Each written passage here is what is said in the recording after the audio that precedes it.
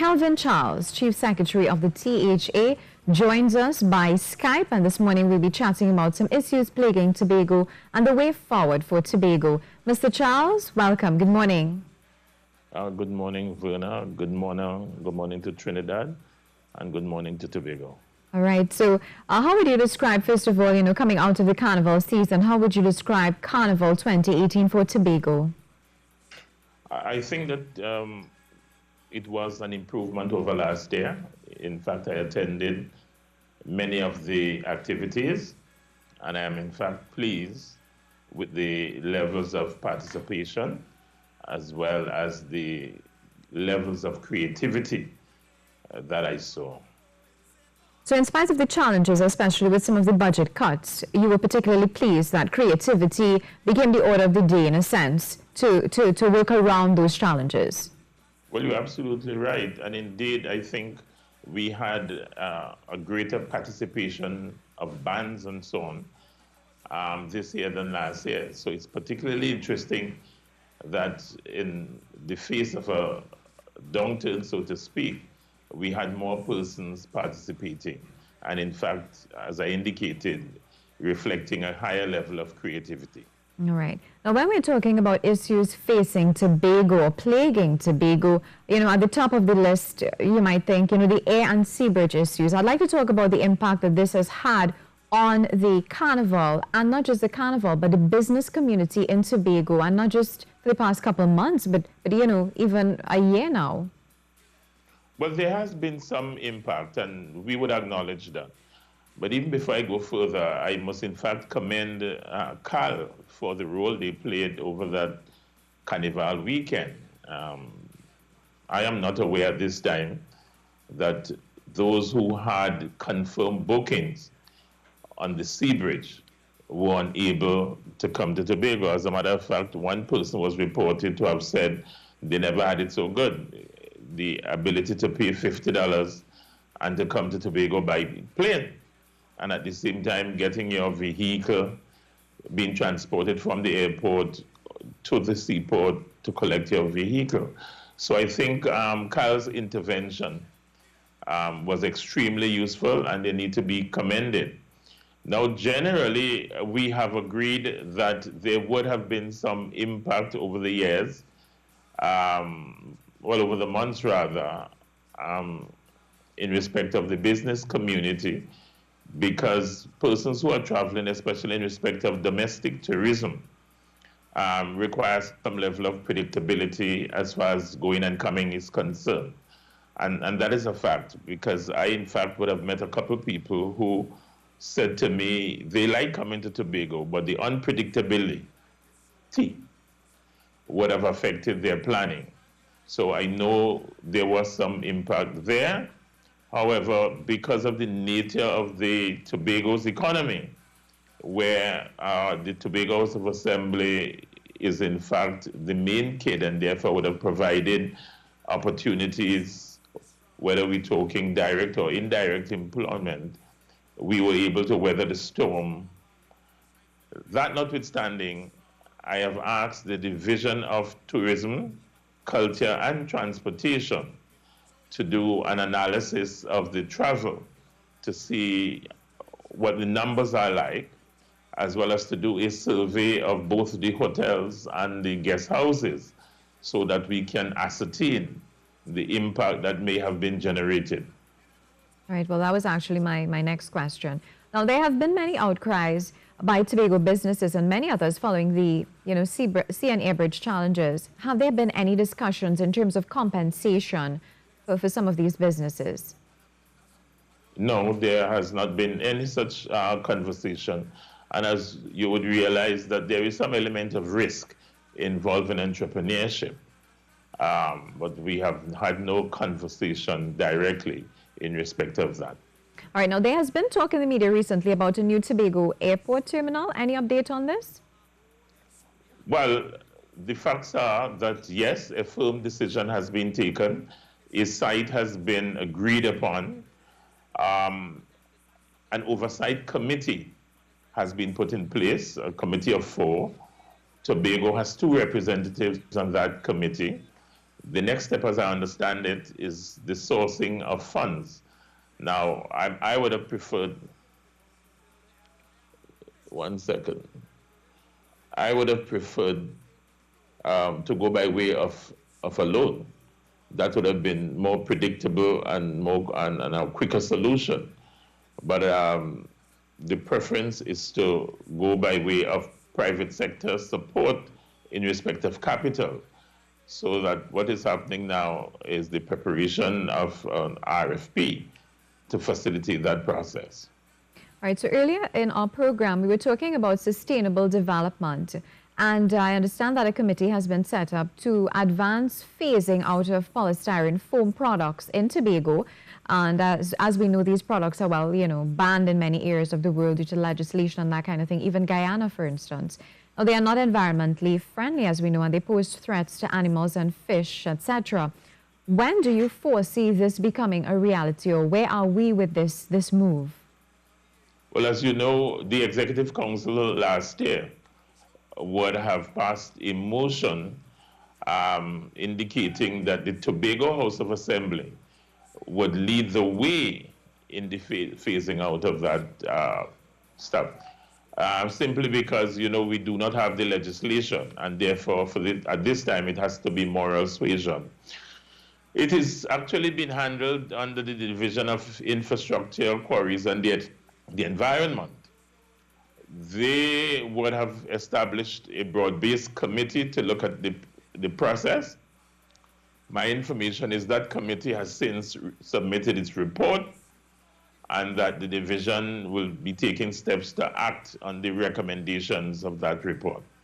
In the meantime, however, we have had general conversation with the Ministry of Planning to see how we can collaborate and dovetail our arrangements so that at the end of the day, there will be some level of unison in respect of Trinidad and Tobago. But we have started the process here in Tobago. All right.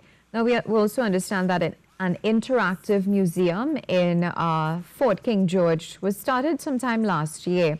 How has the response been so far? And, when are these shows scheduled, etc.? Well, the response has been overwhelming. What is happening is that it is used primarily for domestic tourism as well as foreign tourism. The plan, however, over the medium to long term is to outsource the arrangement so that a private cultural group can take responsibility for it and manage it going forward. Because as you would appreciate, the THA ought not to be involved in everything, in too many of the developmental activities. But of course, we are starting it, and we are giving people the opportunity to take it over. All right. And do you have to make reservations? What is the process for booking a spot and cost, etc.? Well, I can't tell you the cost at this time, but there is no need to make reservations. Okay. All right. Now, I understand also in the area of education, there is a new curriculum for students who did not really perform so well in the SEA exam or display that level of literacy or numeracy skills. Could you tell us about the initiative in terms of, providing us with an update on it, and have students begin to utilize this program so far? Well, we could back up a bit and to let you know that it was a deliberate strategy, because what would have happened in the past is that students would have been dispersed among the various secondary schools. And in my respectful view, that was not an optimal position. So this year we had 82 students. I therefore determined that we will use two schools, one at Roxborough and one at Signal Hill, 41-41 in terms of the distribution. The idea being that most of these students are basically homogeneous in respect of their abilities, and therefore it would be much easier from a pedagogical standpoint to treat with them educationally. So part of the process, of course, must be you're moving the students from the known to the unknown. and therefore the curriculum as it established at the secondary level would have been too much for them. So we would have created a transitional curriculum. And it is so structured so that once the students begin to show the kinds of progress that one anticipates, they can seamlessly be moved into the mainstream. The last report I have gotten on that is that for the most part, the students are doing very well. As a matter of fact, very early in the process, in the first term, I had to advocate caution because I was told that some of the students had begun to excel and that it was felt that they can move on. And I said, no, take it easy. Because what we don't want is to create a situation that we're trying to prevent in the first place. So that program is going well. The program is also extended to the point where we have school support or student support officers paying regular visits to those students to ensure that their social and familial issues are being managed in a way that does not affect adversely their performance. And indeed, I have also taken the decision that each child will be assigned to a police youth group in his or her area, thereby ensuring that in respect of discipline and so on, we are keeping tabs on these children. So that is going extremely well. It's an initiative of which I am proud, and my expectation is that we would operate as if it were a longitudinal study, so that we will track these students over their 4 years, 5 years in secondary school to see the results at the end of the day. All right, now let's switch a little bit to construction and housing. We've heard that $9.1 million was spent for home construction and repairs. And what are the criteria for these grants, and can anyone apply? Yes, anyone can apply, but of course there are limits in respect of your salary. There is a salary cap. That is in respect of the grants. And of course, you must either own the land or you must have access to the land by way of the owner providing you with a letter or certificate of comfort or something to that effect.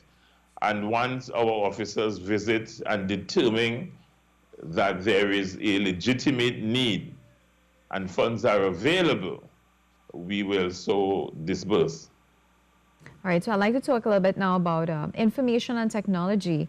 I understand that TSTT embarked on a joint venture to establish a new Tier 3 center in Tobago. What is the Tier 3 data center, and how important is it for the development of Tobago in taking it forward? Well, it's a technology that allows for storage, mass storage of data and so on, as well as to facilitate communication services to various entities. And arguably, in an era where you're moving to develop, and in a technological era, such a facility is absolutely necessary. So we have embarked on that joint initiative because technology is one of the ways in which we would increase productivity as well as efficiency. I can say to you as well that we have another facility that will make use of that. That is our technology center right now at Signal Hill. That has been repositioned to engage a number of technological training from abroad so as to equip our residents with the skills required for them to compete in a global economy. Now, as we seek to attract investment, be it foreign or domestic, the idea is that communication services will be required, including storage, retrieval, as you call, backup data, and that kind of thing. And we must be able to demonstrate that that infrastructure is available in Tobago as part of one of the attractions. In addition to which, given the fact that we are, in a sense, in a hurricane zone, those countries in the Caribbean can access that facility in respect of backup storage and so on, so that in terms of disaster, they can recover their data much much more quickly than before. All right, so when we started our conversation, we spoke about the ANC Bridge issue. As we wrap this interview, I'd like to hear your closing comments, even if you can provide us the latest update on the ANC Bridge. Well, the air bridge is working fine, all things being equal. But I can say two things to you. One is that a committee is about to be put in place, a joint committee that is between the Tobago House of Assembly and CAL to monitor the efficacy of the air bridge, particularly in relation to the new procedures that they have implemented. Secondly, we are right now putting together a proposal to submit to the Honorable Minister of Finance as an option for the operation of the air bridge. In respect of the sea bridge, well, the solutions have already been outlined. As you know, the Spirit is supposed to come back on stream shortly. The Express will then go on dry dock, and the new boat is expected to arrive to the end of April, I'm told. And therefore, this will ease the challenges that we are currently experiencing. But more than that, the board of the Port Authority, we have had initial conversations with a view to determining how we can get to the point where the Tobago House of Assembly assumes greater responsibility for the operational management of the sea bridge. There was to be a board meeting in Tobago in January that has been postponed. But the idea is that the process in respect of a conversation has begun, and we are to deepen that conversation with a view to arriving at a mutually acceptable agreement as to how we proceed on that basis.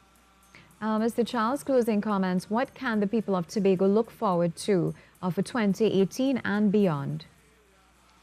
Well, I think that there is great hope for Tobagonians for the rest of 2018 and beyond, simply because of the kind of program that we have outlined. As you may know, our core vision really represents a situation where we shall emphasize agriculture, tourism, light manufacturing, and some specialized services. And we are taking steps to do all of those things, so that in this year, for example, one expects to see a ramping up of all of those areas, agriculture, for example, because we have since established a standing committee on food production and agriculture to be chaired by myself. Tourism, as you know, we have established a Tobago Tourism Agency, and that is taking off. As a matter of fact, recently they had a meeting with the stakeholders, and the stakeholders seem to have been quite pleased with the plan, because they would have had an input into the plan going forward. And in fact, one of the stakeholders said quite categorically that it is not an agency plan per se, but it is a Tobago plan designed to take tourism in Tobago forward. So already we're beginning to get the levels of buying and collaboration required to take the island forward. And in areas of education, of course, we're doing that. I would have indicated some of the initiatives so far. Next month, we shall open or establish a teachers' development center, rather a professional center, so as to provide teachers with the opportunity to upgrade their skills, as well as to engage in conversations about best practices. We have that coming. In respect of construction, there is a host of construction activity that will be taking place in the next couple of months, so that I think the future is bright. We have engaged in massive training. Last year, for example, over 700 persons would have been graduated out of the community development vocational initiative. We expect that those numbers to continue as we seek to empower our people here in Tobago. We're going to take that to the next level as well to ensure that we arrange markets for them and conventions where buyers and sellers can meet. So there is a range of positive possibilities, Verna. As a matter of fact, I wouldn't be surprised if you asked to be transferred to Tobago next year and the year after that. I would not mind. I would welcome that opportunity. Mr. Calvin Charles, thank you so much for taking the time to chat with us this morning. Definitely a pleasure.